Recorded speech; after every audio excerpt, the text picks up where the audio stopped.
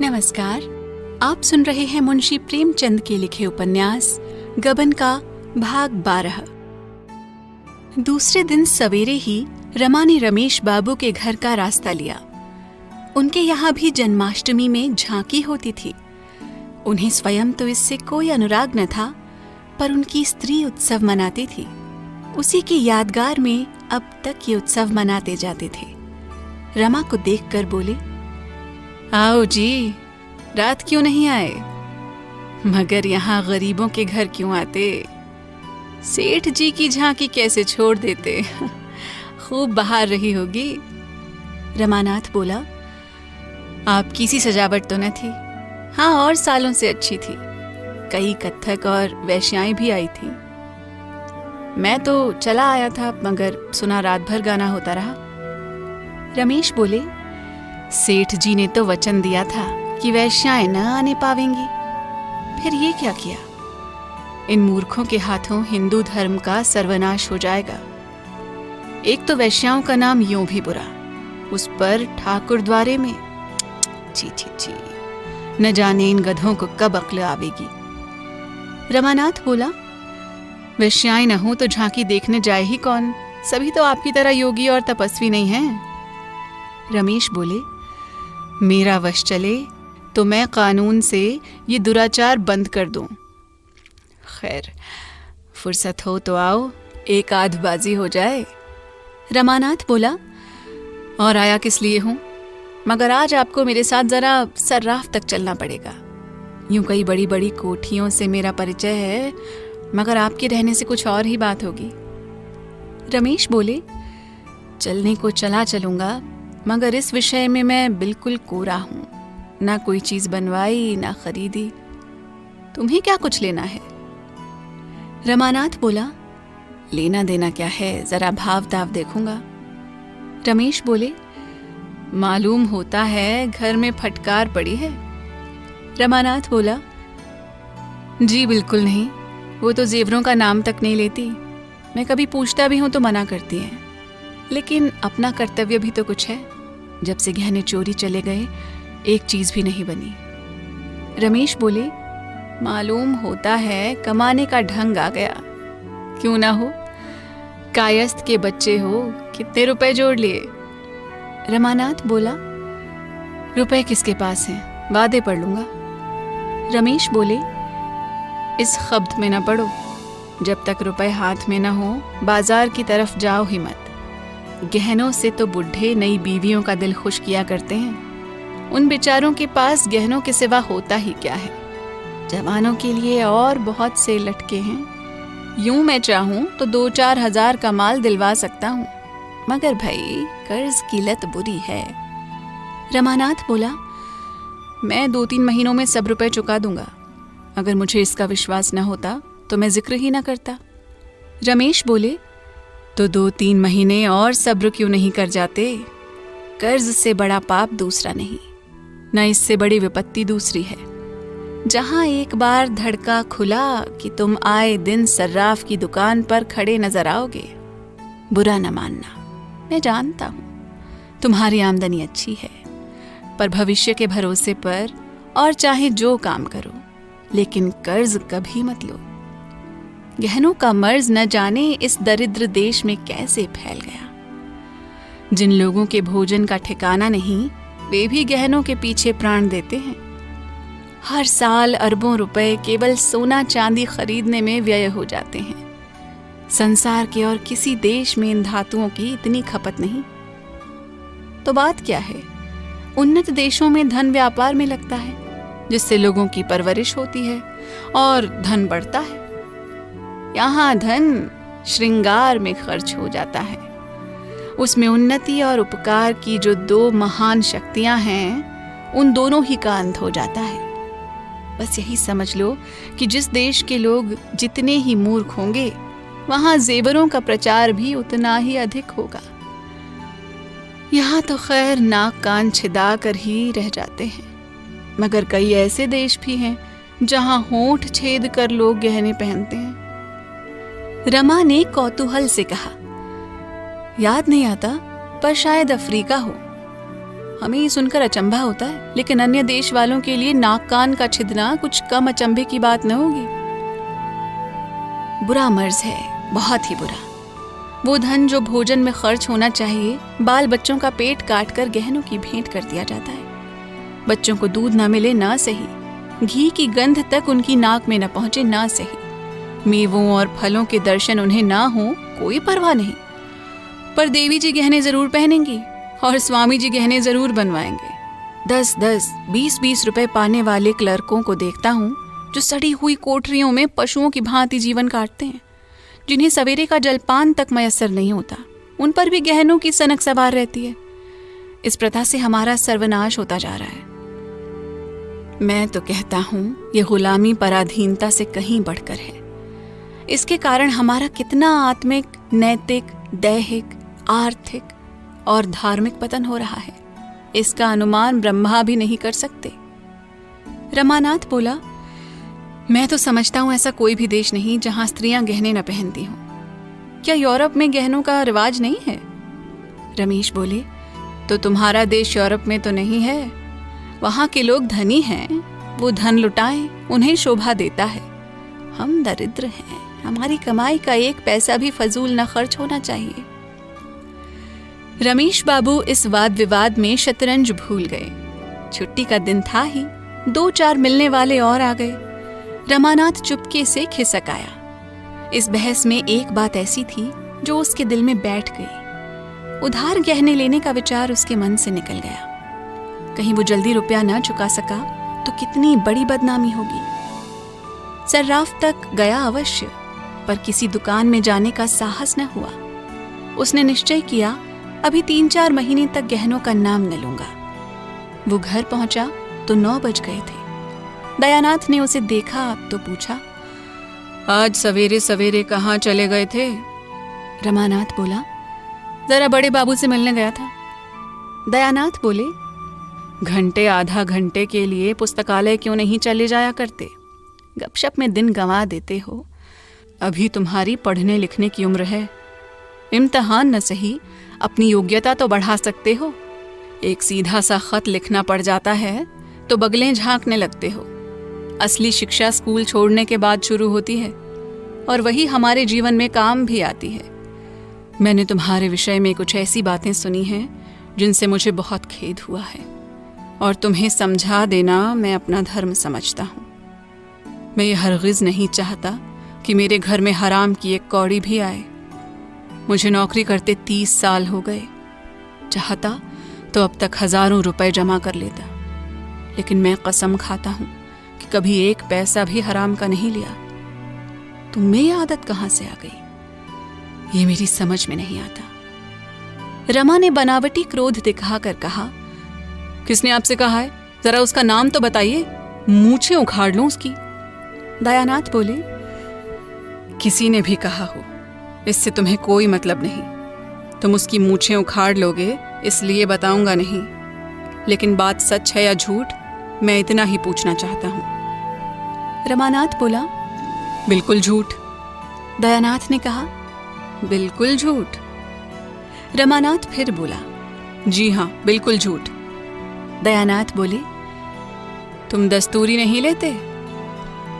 रमानाथ ने कहा, दस्तूरी रिश्वत नहीं है, सभी लेते हैं और खुल्लम खुल्ला लेते हैं। लोग बिना मांगे आप ही आप देते हैं, मैं किसी से मांगने नहीं जाता। दयानाथ बोले, सभी खुल्लम खुल्ला लेते हैं और लोग बिना मांगे देते हैं, इससे तो रिश्वत की बुराई कम नहीं हो जाती। रमानाथ ने कहा, दस्तूरी को बंद कर देना मेरे वश की बात नहीं। मैं खुद न लूं, लेकिन चपरासी और मुहर्रिर का हाथ तो नहीं पकड़ सकता। 8-8, 9-9 पाने वाले नौकर अगर न लें तो उनका काम ही नहीं चल सकता। मैं खुद न लूं, पर उन्हें नहीं रोक सकता। दयानाथ ने उदासीन भाव से कहा, मैंने समझा दिया, मानने का अख्तियार तुम्हें है। ये कहते हुए दयानाथ दफ्तर चले गए। रमा के मन में आया, साफ कह दे, आपने निस्पृह बनकर क्या कर लिया जो मुझे दोष दे रहे हैं? हमेशा पैसे पैसे को मोहताज रहे, लड़कों को पढ़ा तक न सके, जूते कपड़े तक न पहना सके। ये डींग मारना तब शोभा देता जबकि नीयत भी साफ रहती और जीवन भी सुख से कटता। रमा घर में गया तो माता ने पूछा, आज कहाँ चले गए बेटा? तुम्हारे बाबूजी इसी पर बिगड़ रहे थे। रमानाथ बोला, इस पर तो नहीं बिगड़ रहे थे, हाँ उपदेश दे रहे थे कि दस्तूरी मत लिया करो, इससे आत्मा दुर्बल होती है और बदनामी होती है।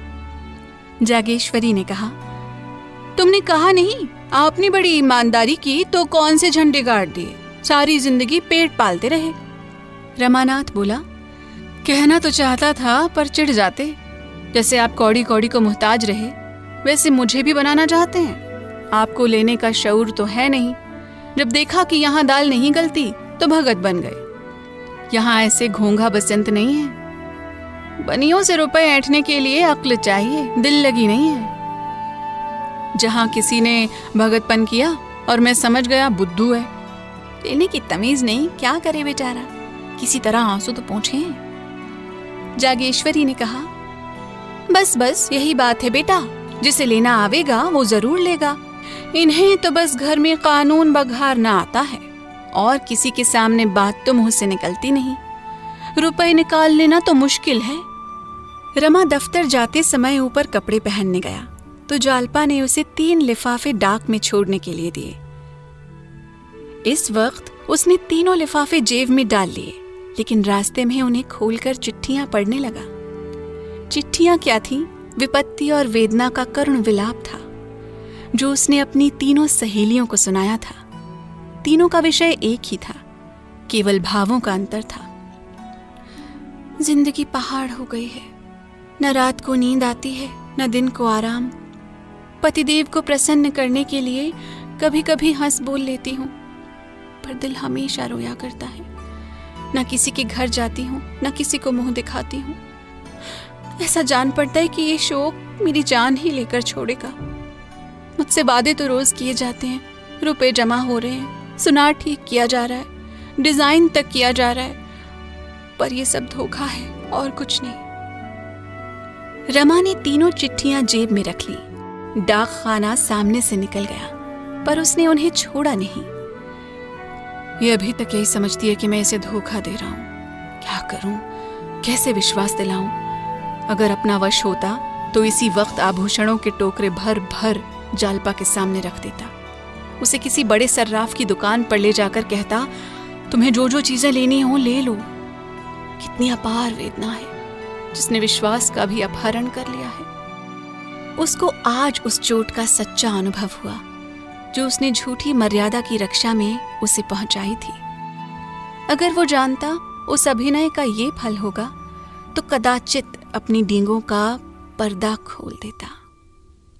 क्या ऐसी दशा में भी जब जालपा इस शोक ताप से फूंकी जा रही थी, रमा को कर्ज लेने में संकोच करने की जगह थी?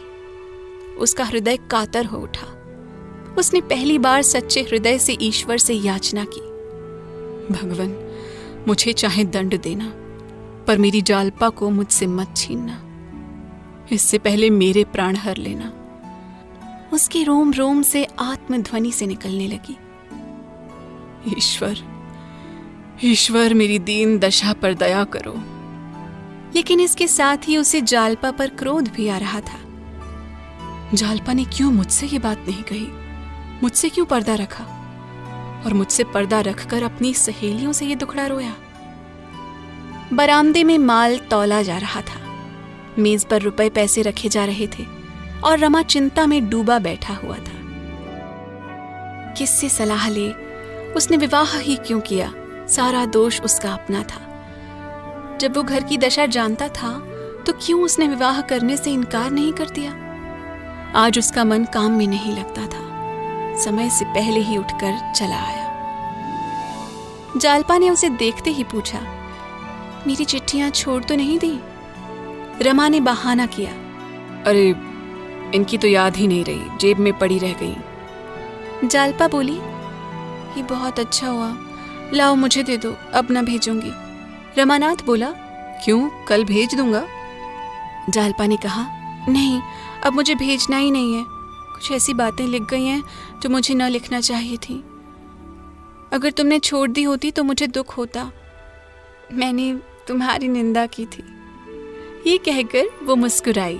रमानाथ बोला, जो बुरा है, दगाबाज है, धूर्त है, उसकी निंदा होनी ही चाहिए। जालपा ने व्यग्र होकर पूछा, तुमने चिट्ठियां पढ़ ली क्या? रमानी ने संकोच भाव से कहा, हाँ, ये कोई अक्षम्य अपराध है? जालपा कातर स्वर में बोली, तब तो तुम मुझसे बहुत नाराज होगे। आंसुओं के आवेग से जालपा की आवाज रुक गई। उसका सिर झुक गया और झुकी हुई आंखों से आंसुओं की बूंदें आंचल पर फिरने लगी। एक क्षण में उसने स्वर को संभाल कर कहा, मुझसे बड़ा भारी अपराध हुआ है। जो चाहे सजा दो, पर मुझसे अप्रसन्न मत हो। ईश्वर जानते हैं तुम्हारे जाने के बाद मुझे कितना दुख हुआ। मेरी कलम से न जाने कैसे ऐसी बातें निकल गईं। जालपा जानती थी कि रमा को आभूषणों की चिंता मुझसे कम नहीं है, लेकिन मित्रों से अपनी व्यथा कहते समय हम बहुधा अपना दुख बढ़ाकर कहते हैं। जो बातें पर्दे की समझी जाती हैं, उनकी चर्चा करने से एक तरह का अपनापन जाहिर होता है। हमारे मित्र समझते हैं हमसे जरा भी दुराव नहीं रखता और उन्हें हमसे सहानुभूति हो जाती है। अपनापन दिखाने की ये आदत औरतों में कुछ अधिक होती है। रमा जालपा के आंसू पोंछते हुए बोला, मैं तुमसे अप्रसन्न नहीं हूं प्रिय। अप्रसन्न होने की तो कोई बात ही नहीं है। आशा का विलंब ही दुराशा है। क्या मैं इतना नहीं जानता? अगर तुमने मुझे मना न किया होता तो अब तक मैंने किसी न किसी तरह 2-1 चीजें अवश्य ही बनवा दी होती। मुझसे भूल यही हुई कि तुमसे सलाह ली। ये तो वैसा ही है जैसे मेहमान को पूछ पूछ कर भोजन दिया जाए। उस वक्त मुझे ध्यान न रहा कि संकोच में आदमी इच्छा होने पर भी नहीं नहीं करता है। ईश्वर ने चाहा तो तुम्हें बहुत दिनों तक इंतजार न करना पड़ेगा। जालपा ने संचित नजरों से देखकर कहा, तो क्या उधार लाओगे? रमानाथ बोला, हाँ, उधार लाने में कोई हर्ज नहीं है। जब सूद नहीं देना है तो जैसे नगद वैसे उधार। ऋण से दुनिया का काम चलता है। कौन ऋण नहीं लेता? हाथ में रुपया आ जाने से अलल्ले तलल्ले खर्च हो जाते हैं। कर्ज सिर पर सवार रहेगा तो उसकी चिंता हाथ रोके रहेगी। जालपा बोली, मैं तुम्हें चिंता में नहीं डालना चाहती। अब मैं भूल कर भी गहनों का नाम न लूंगी। रमानाथ बोला, नाम तो तुमने कभी नहीं लिया, लेकिन तुम्हारे नाम न लेने से मेरे कर्तव्य का अंत तो नहीं हो जाता। तुम कर्ज से व्यर्थ इतना डरती हो। रुपए जमा होने के इंतजार में बैठा रहूंगा तो शायद कभी न जमा होंगे। इसी तरह लेते देते साल में 3-4 चीजें बन जाएंगी। जालपा बोली, मगर पहले कोई छोटी सी चीज लाना। रमानाथ बोला, हाँ, ऐसा तो करूंगा ही। रमा बाजार चला तो खूब अंधेरा हो गया था। दिन रहते जाता तो संभव था मित्रों में से किसी की नजर उस पर पड़ जाती। मुंशी दयानाथ ही देख लेते। वो इस मामले को गुप्त ही रखना चाहता था।